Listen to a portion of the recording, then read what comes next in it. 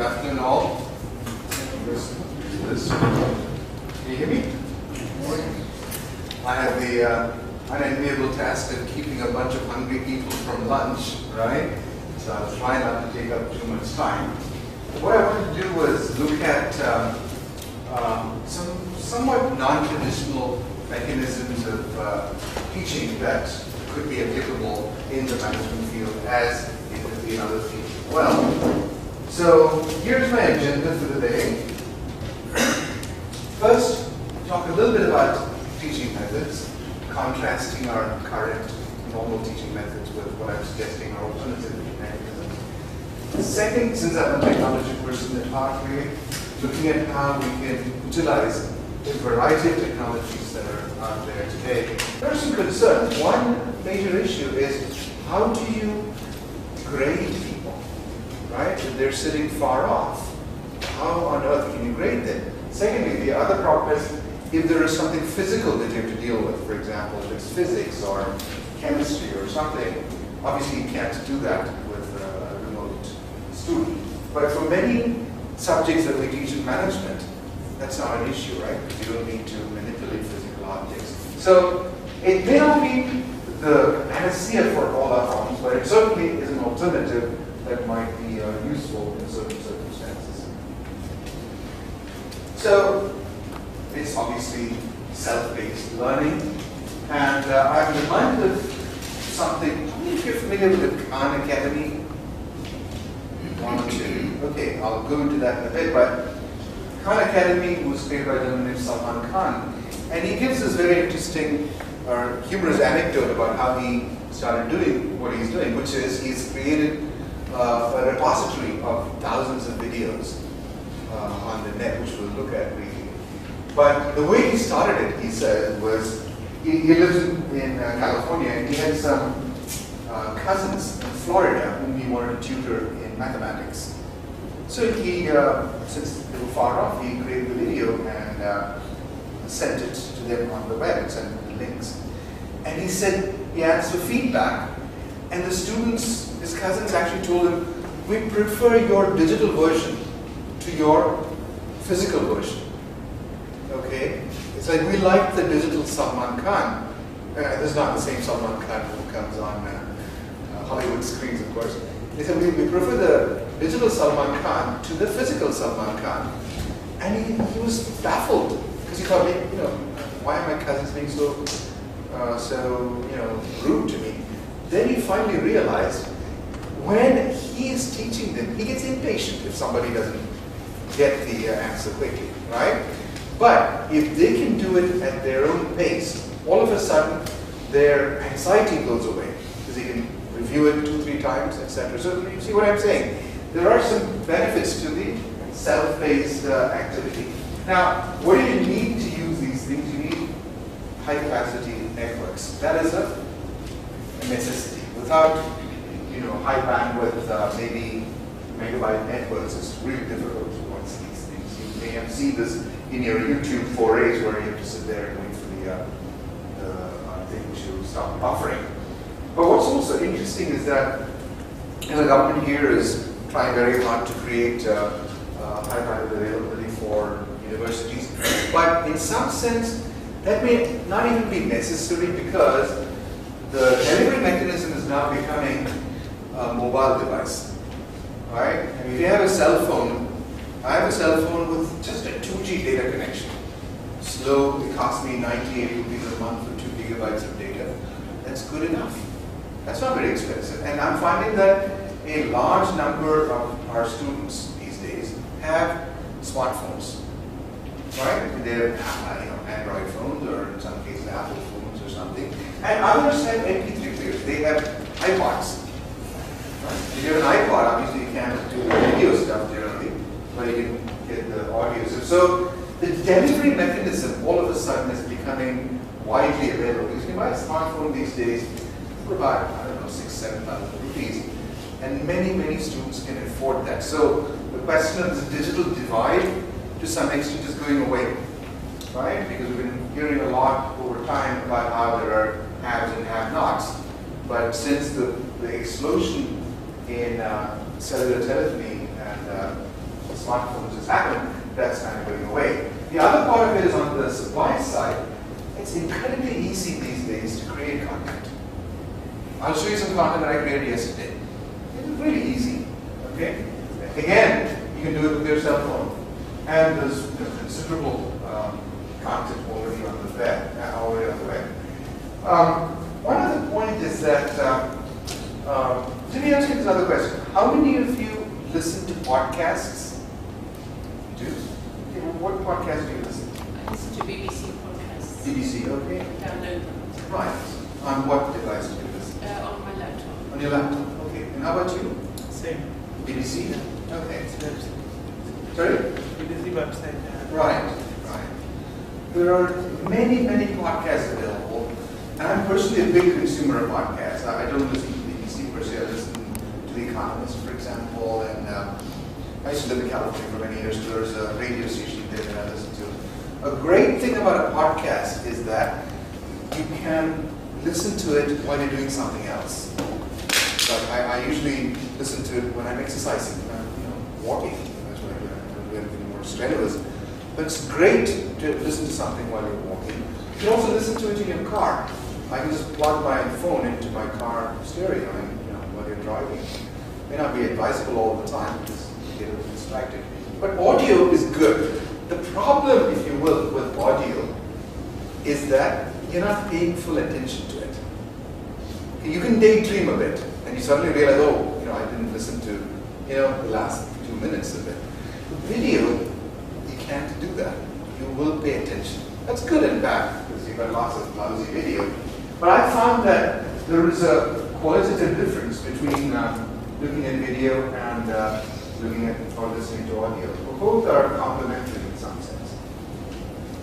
Moving on to this concept of unbundling universities.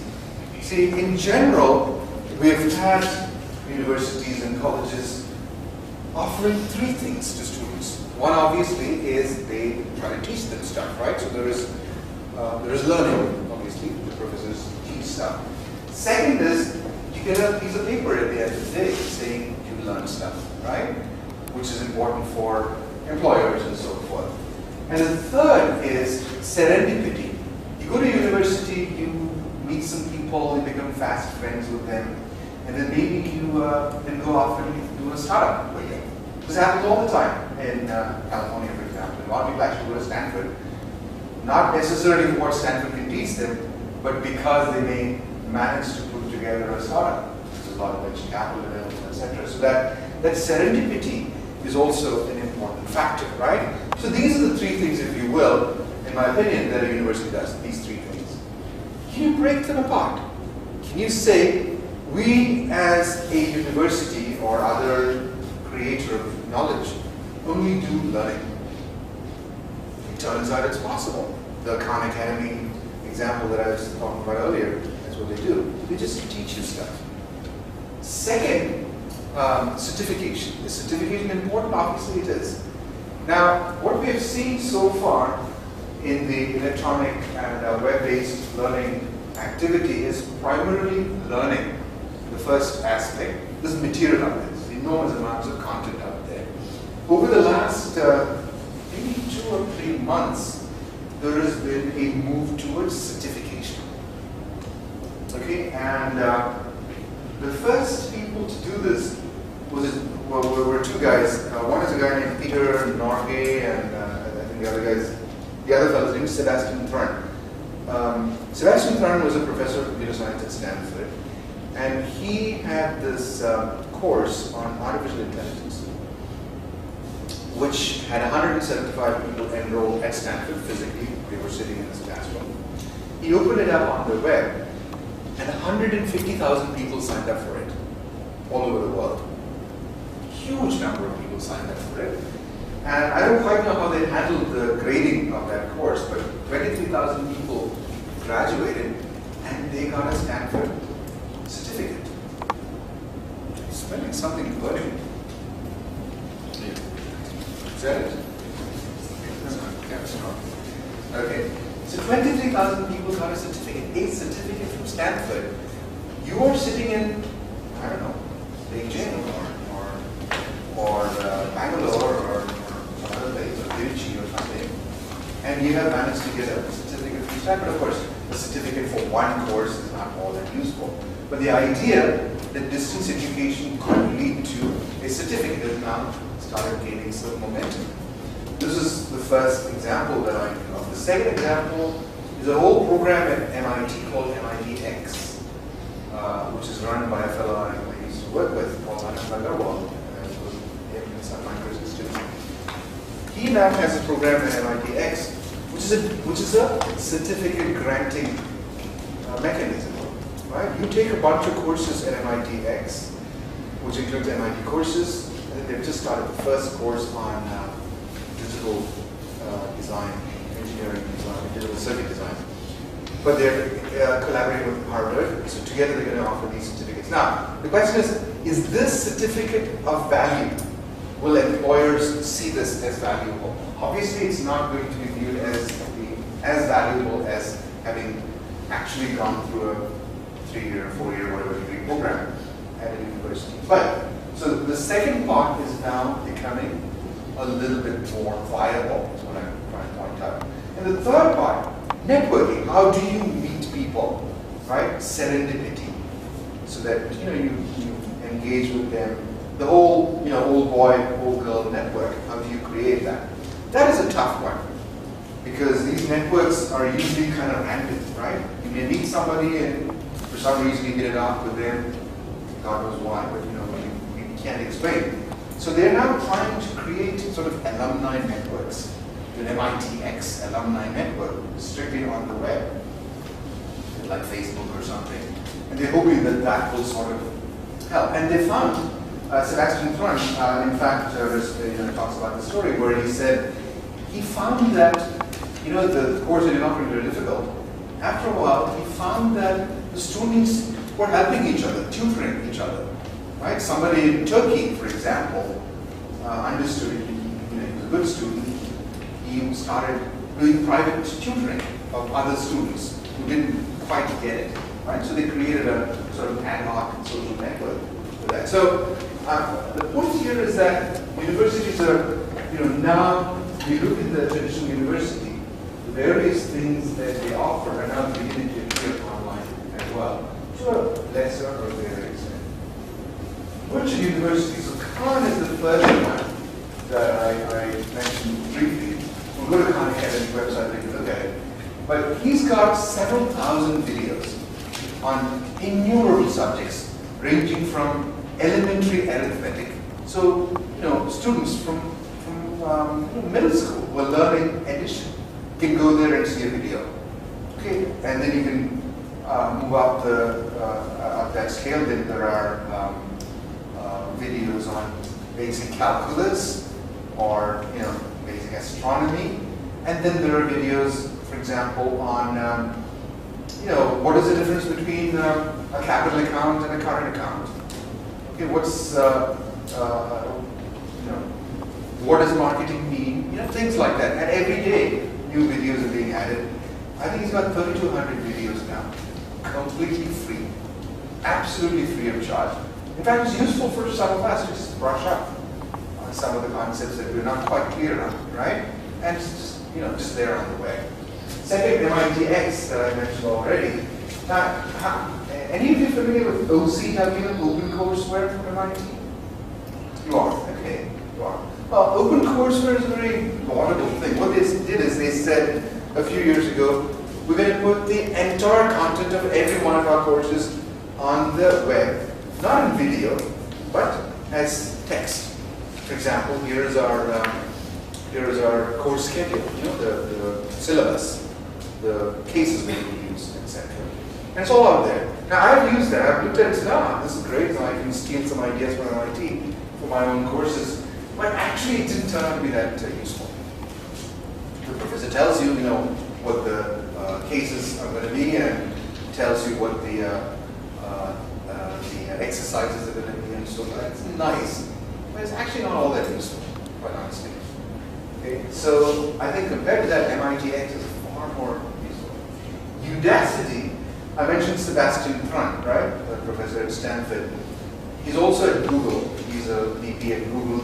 Have you heard of Google's self-driving car? Yes. You have, right? You haven't heard of it.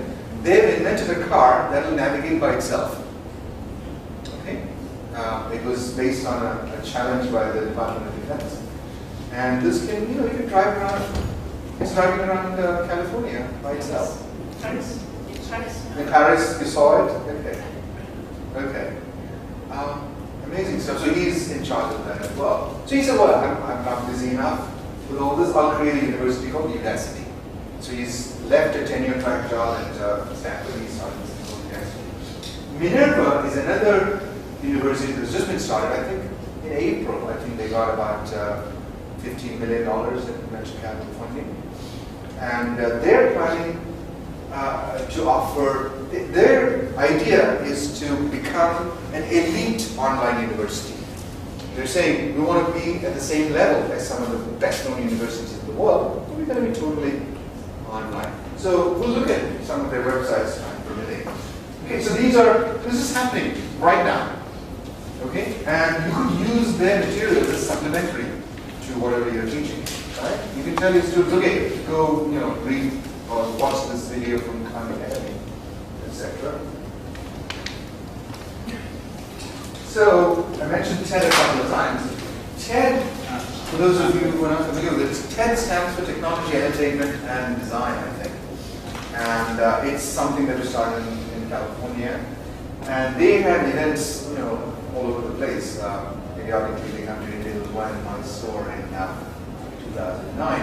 What they do is they invite these really outstanding speakers, and they talk about something that they're very familiar with. For example, who's an outstanding speaker here that we can think of? Have any of you, well, let me see. I can't remember any really well-known speaker, but you're all management professors. You've all heard of Arvind Aikar, right? And then talk a little bit about the whole concept of unbundling a university, because it's an interesting thought that you could sort of break down the various things that a university does and see how, by not doing all of them, but only some of them, you could have different business models. So that's what I'm going to talk about there. And finally, we'll look at what. Yes? There's a gentleman named Tulsi Raj Ravilla, who is this Chief Operating Officer of Arvind Aikar. He came to give a brilliant lecture on what makes Arvind Aikar work. It's a beautiful lecture, in fact. It brings tears to your eyes. It's about leadership, it's about innovation, things like that. We'll take a look at it if we get a chance. So, and all TED videos are 18 minutes or less in length. So they're not huge, right? You can pick them up. I have a bunch of TED videos on my phone periodically. You can even listen to it just as an audio. It's great. An enormous repository of brilliant videos. So let me give you some other examples of people who are there. Shashi Tharoor, whom you all know, he's got mine. Hans Rosling, whom you may not have heard of, but we'll see his video. Great stuff. So all that TED is doing is they've just put this video out. They're just like the Khan Academies now. And I use these for my classes. I tell them, class, you watch this video, come prepared, and I'm going to ask you questions about it. And the interesting thing is, okay, TED has done it professionally, but for you to create a video, it's trivial. It's absolutely trivial. How many of you have phones that have a video camera in there? Just a few. Several, right? That's all you need. You have a data connection on your phone as well, right? Just take the video, and it takes about 10 minutes to put it up on YouTube. Literally. It takes a while for it to upload. Okay? The other option is, you may decide that you'd rather do a podcast. Right? So it's audio. And there are tools. One I know of, I've used, is called Audacity. Free tool, you can download it. And it's a very good MP3 maker. Okay, you just talk into your microphone, and it spits out MP3, and then you just upload it to whatever mechanism you have. You can upload it to YouTube again. And the amazing thing here is each of us can be Salman Khan in a small way. Salman Khan has 3,200 videos.